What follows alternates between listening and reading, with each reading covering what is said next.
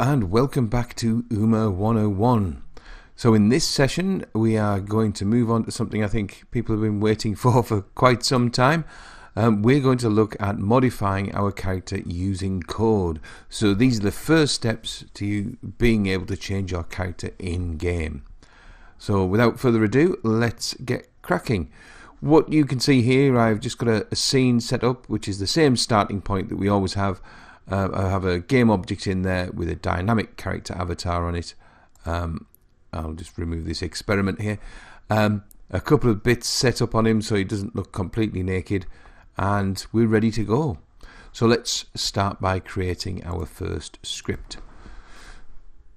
So we will call this one, let's think of an interesting name. How about Uma Fiddler? That seems very appropriate. And what we're going to do, we're going to put this onto our UMA game object. Let's just wait till that's compiled. Okay, so let's put that onto our game object. There we go. So this can talk to the dynamic character avatar. So let's open this up and edit that file. There we go. Yes, I do know Visual Studio exists, but I still like using Script Inspector 3, so use whatever you want. But this is our script, and the first thing we need to do in here, other than be obsessive about braces, is we need to add our namespaces that we're going to use for this particular example. So first of all, I'm going to put using, I don't know why I tabbed there, using UMA, and we also want to have using UMA.character system. Now that's the subset of the UMA system that actually gives us our DCS, our wardrobe recipes, and all the fun stuff we've been playing with so far. So this gives us access to everything we need. So the next thing we need in our script is a reference to this dynamic character avatar component. So let's create a variable to hold that. No need to make it public, so we'll have a private dynamic character avatar. Where is it? It's there, and we'll call this avatar. Brilliant. Okay, that looks good enough. And in the start method we'll actually grab the reference to that, so we can say avatar equals get component, and we want our dynamic character avatar.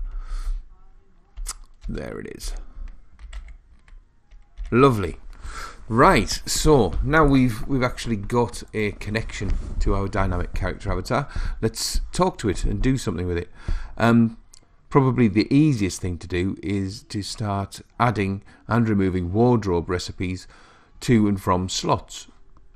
So let's put some basic logic in here. Let's say if what should we do?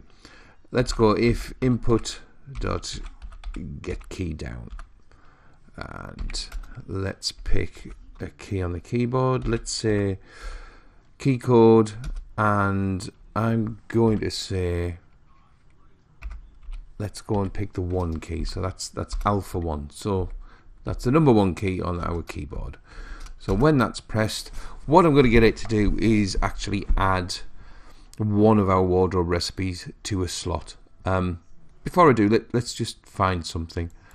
If I go into UMA, content, contribution, mail, let's do this hoodie. Yeah, that seems a good idea. So there's the hoodie recipe there. So to do this, it's really straightforward. The command to set a slot is set slot, would you believe? So I'm going to go avatar dot set slot, and a couple of versions of this, but the one we're going to use takes in 2 strings, so I'm just going to put a couple of empty strings in there. If we hover over it, it will tell us what we need to do. The first string is the slot name, so that's where we're going to put our recipe, and the second one is our recipe name, which recipe we're going to use. So that could be much simpler. If you want to know what slots are available, just when we look at a recipe, remember when we defined it, we could actually say which slot it went on. Well, if I pull this down, this is the list of slots that are available currently to this particular set of races. Again, we can look at modifying this later on, but for now we just want to read them. So this one goes on the chest, that's its name, capital C, so let's pop that in there. So we'll say chest,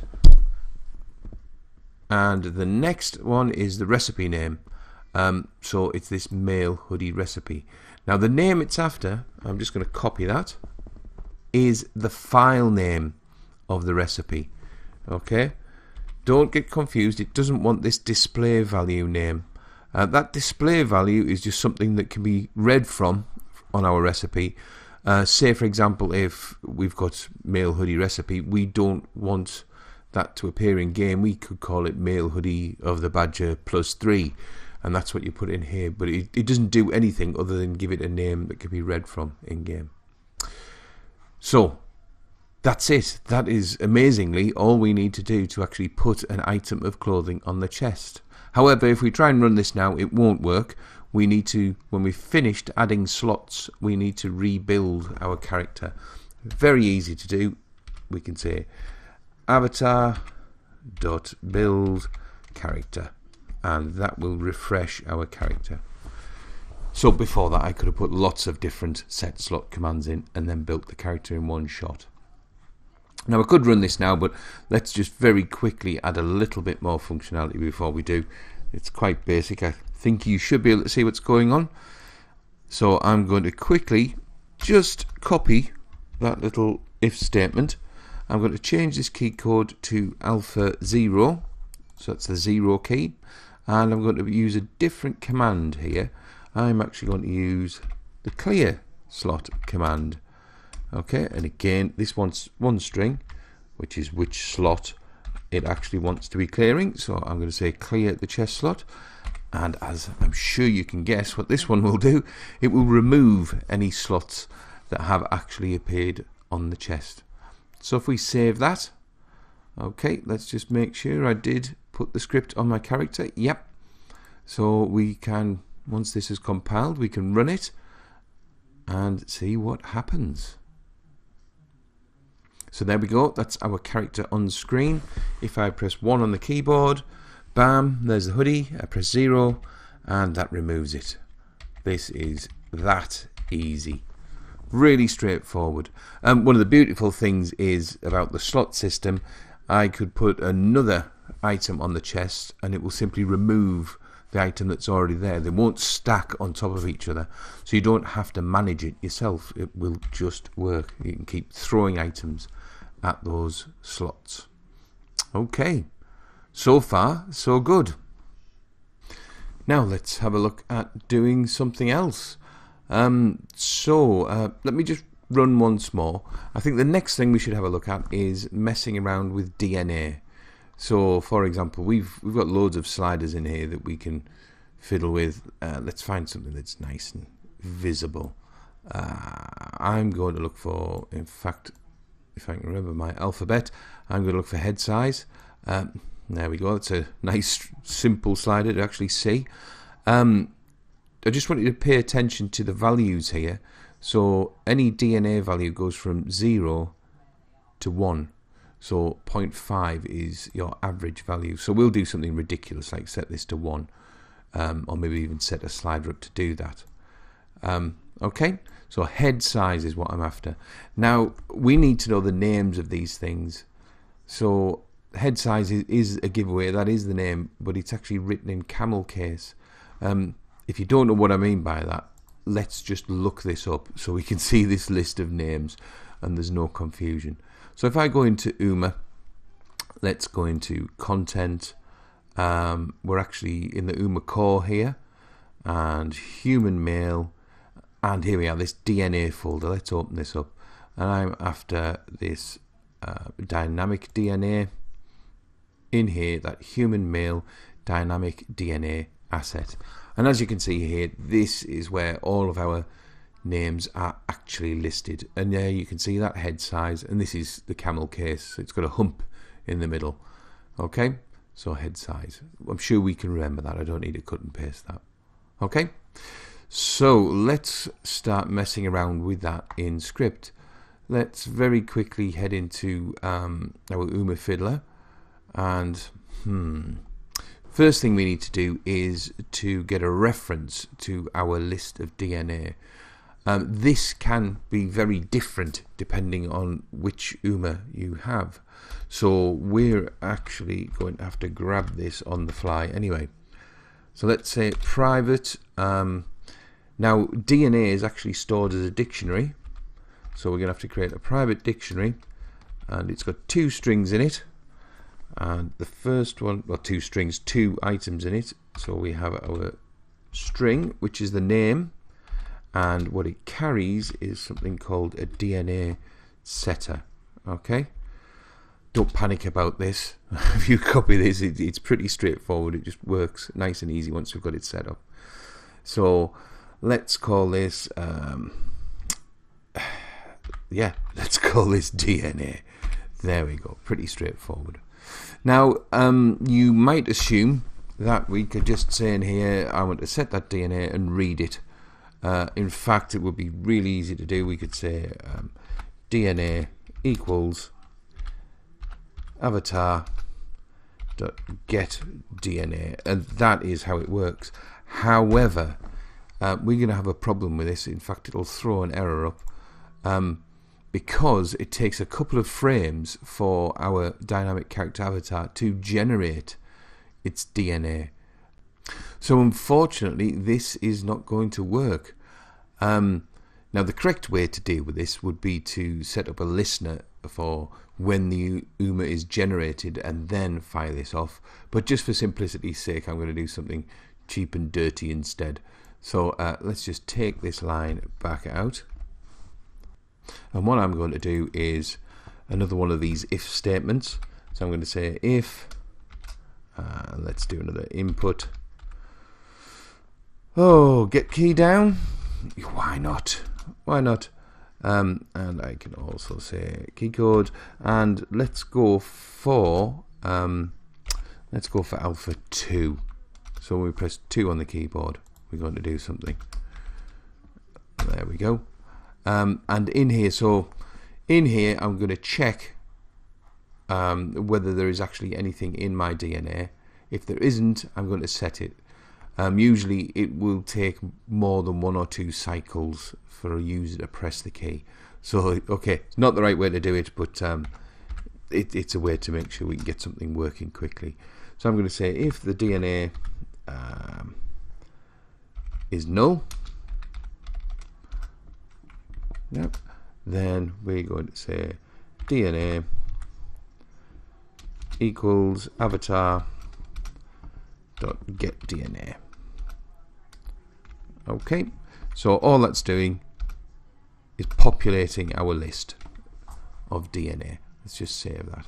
So now we have a reference to all of the DNA that is on our dynamic character avatar. Okay, so to actually set that value, if you remember, DNA is a dictionary, so we set it the way we'd normally use a dictionary. So I'm going to say DNA, I'm going to use square brackets, and in there I'm actually going to give it the key.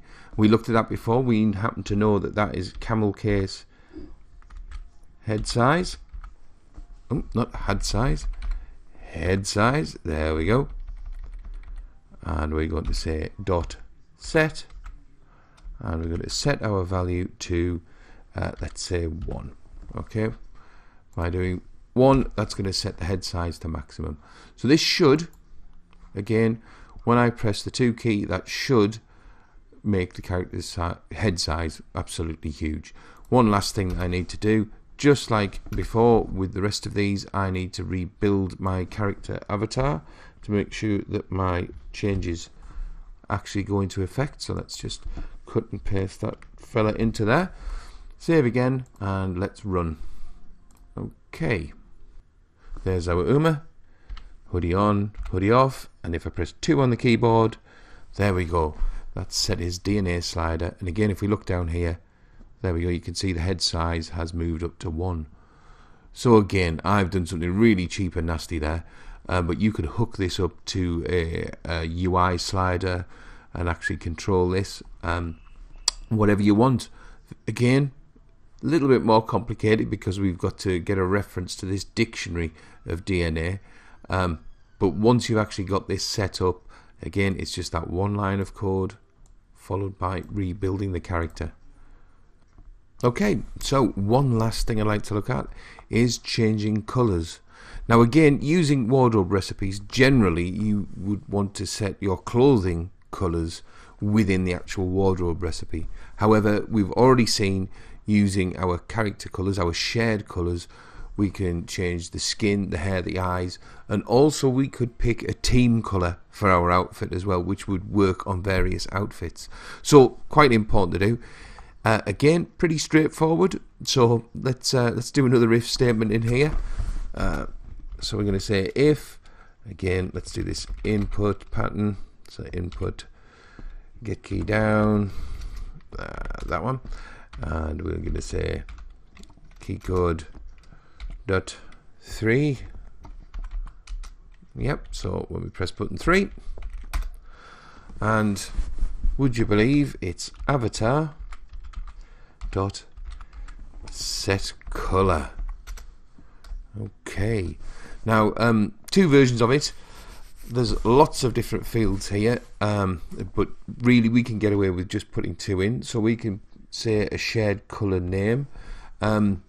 Now initially in our character colors we haven't got them, but you have seen where they're stored. They're actually stored in the recipes, and you'll find hair, skin and eyes are always there. So I'm going to pick, since we put hair on our character, he should get a hair color. So I'm going to put hair in here. So I'm going to change his hair color. Okay, and the next we need to pass a color to it. Just for simplicity, I'm going to use a straightforward color dot black.